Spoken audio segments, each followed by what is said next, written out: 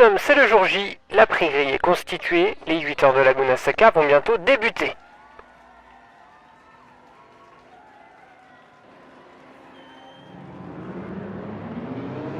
Le tir lancé est en route, les 30 concurrents approchent du corps-clos pour la première fois de la journée.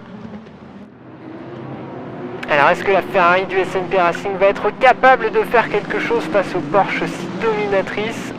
Pour rappel, c'est les deux équipages Roux Racing qui sont en première ligne, aux mains de Sven Müller et Dennis Olsen. On ne va pas oublier la 117 du Team Bernard qui peut espérer faire quelque chose également. Focus ici sur la MG Straka Racing avec Williamson au départ. Une décevante P14 sur la grille qui contraste avec Bathurst où l'équipage a mené 90% de la course. Affaire à suivre. On approche du dernier virage. Allez, ça y est, les 30 pilotes s'alignent. Le départ est imminent.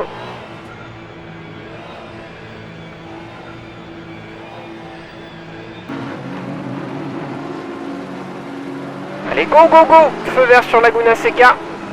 C'est parti pour 8 heures de course. Parfait départ pour les Porsche, alors qu'on voit l'Aston Martin V12 Vantage se déporter sur l'intérieur. Ça va passer, ça. Et le SMP Racing qui essaie de se faufiler à l'intérieur également. Mais la sortie est mauvaise.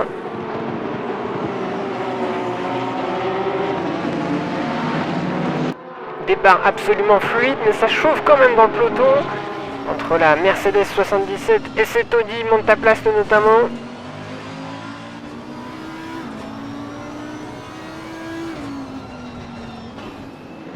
Le Red Sky AMR s'extirpe devant l'équipage Straka Racing.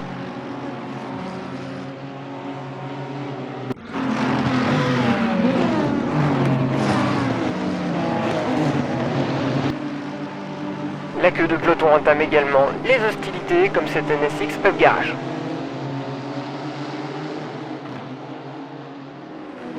Premier tire-bouchon pour nos 30 concurrents, chacun cherche la faille pour passer devant son adversaire.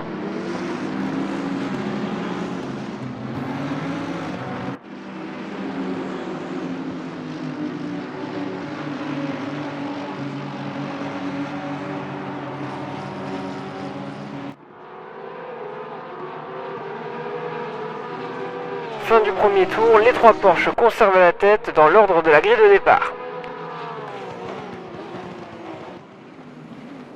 Excellent début de course de notre côté, nous émergeons P15 du premier tour dans un groupe homogène de 6 voitures. Puis rapidement, Landry vient au bout de Müller sur la numéro 1 du WRT pour passer en tête de ces 6 hommes.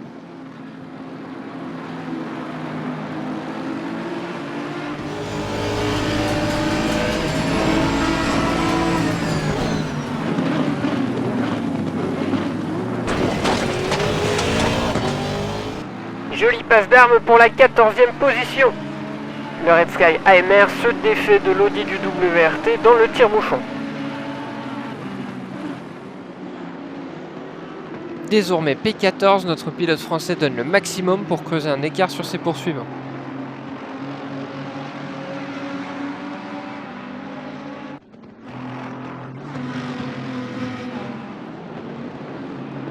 Alors que les premiers changements de pneus sont faits dans le peloton, nous essayons d'allonger le relais de quelques tours pour profiter de la bonne performance de la voiture.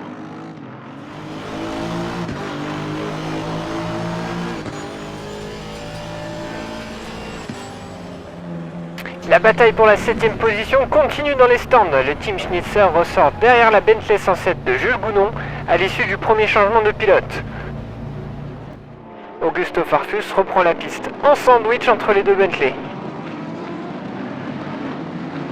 Juste derrière eux, la Mercedes 77 Craft Bamboo gagne, elle, une position aux dépens de la 2e GTR KCMG.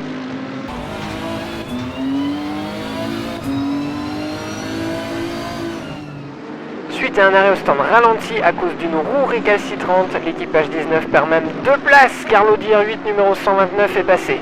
Mauvaise opération. Nous aussi, on réalise une mauvaise opération au stand, tant le premier changement de pilote nous coûte cher. On manque d'efficacité au stand face aux équipes pro.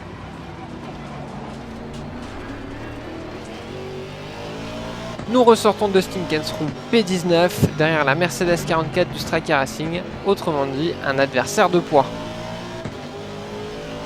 Oh, ça c'est une belle bataille qui s'annonce pour la 18e place entre le Red Sky AMR et Striker Racing. L'Avantage semble de tour en tour plus rapide dans le T2.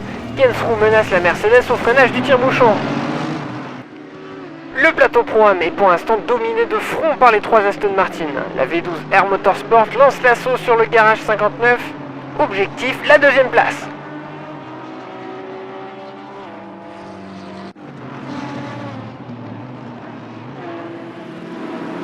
Pour autant, notre pilote américain sur ses terres ne se laisse pas décourager et passe à l'attaque.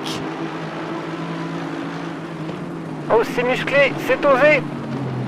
Et la MG GT3 de l'écurie britannique continue de résister à Kensrue. Ah oui,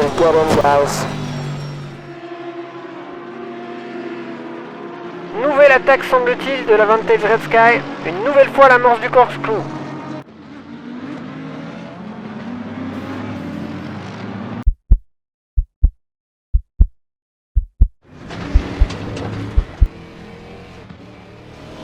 Contact au pied du tire-bouchon. Les voitures sont côte à côte, la 418 à l'intérieur. Mais la Mercedes garde l'avantage, quelle bataille incroyable. Et pas fait de plonge dans les stands alors que l'avantage du Red Sky reste en piste.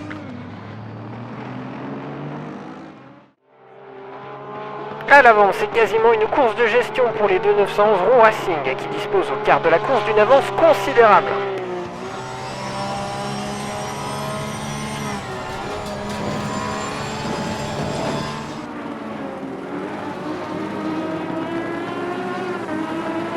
Semblant cruellement manquer de rythme, la Ferrari 488 SMP Racing maintient sa 7ème position. Et d'un effet d'optique, la Ferrari devient l'équipage 27 Hubotto qui se faufile de la 19 à la 16ème position. L'Australien Nick Percat compte bien s'attaquer aux deux Audi R8 qui le devancent.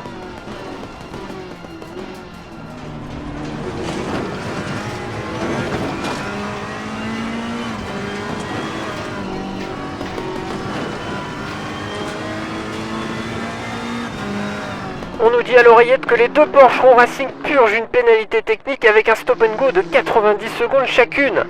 Assez terrible cette image des deux 911 bloqués dans une pit lane vide. La victoire et même un doublé leur tendait pourtant les bras. La cousine du Tim Bernard prend la tête. Au sommet du Pro-Am, l'Aston 188 s'est défaite de la Mercedes 44, décidément bien en difficulté sur ce tracé de Laguna Seca. Quelle bataille serrée avec le Red Sky qui sort des pits à la même seconde. Quelle superbe lutte entre les deux Aston Martin V8 Vantage.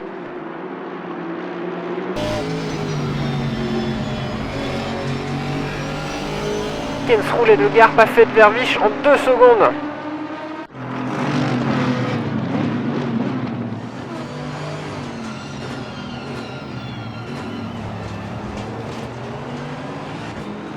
Avec ses pneus frais, Dustin Kensrue fait le forcing pour garder la tête du Pro-Am. Oh, c'est terrible pour Porsche. La 117 de tête s'est immobilisée dans les stands. Probablement un ennui mécanique pour la 911 du Tim Bernard. Quel coup dur après la contre-performance de Bathurst. Et regardez cette image vue du ciel. On suit l'Aston Martin numéro 62 alors qu'elle dépasse la Porsche 117 et s'empare du commandement.